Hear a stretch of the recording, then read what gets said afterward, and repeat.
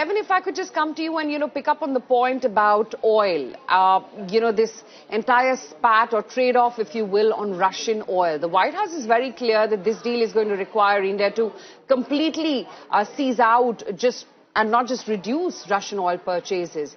Given India's historic strategic autonomy, is it realistic to expect New Delhi to fully walk away from its energy partnership with Moscow, given that it's a lot cheaper?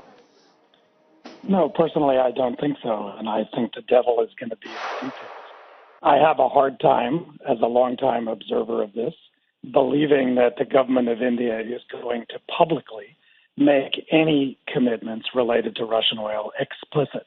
And I'm prepared to be proven wrong on that. But I think the absence of details speaks volumes.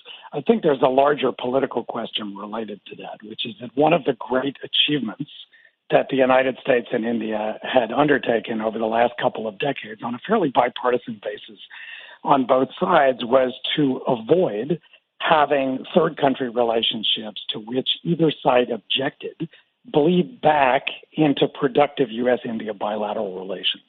As I've said over the years, the United States has long objected to India's relations with Iran, with Myanmar, with Russia.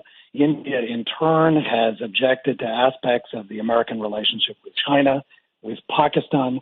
That's part of the relationship, but it has never been allowed to bleed back into debilitating and degrading the bilateral relationship in the way that it has in recent months with the layering on of an additional 25% tariff related to Russian oil. So I think that's a precedent that's spectacularly unproductive and will come back to bite the relationship later on because it really walks away from some of the understandings. There's also the issue of where the other oil is going to come from. The president obviously has Venezuela on his mind, but you're talking about $60 to $80 billion in capex that's going to have to be invested into Venezuela to modernize its oil. So I think, as I said, the devil's in the details, and we'll see where this lands.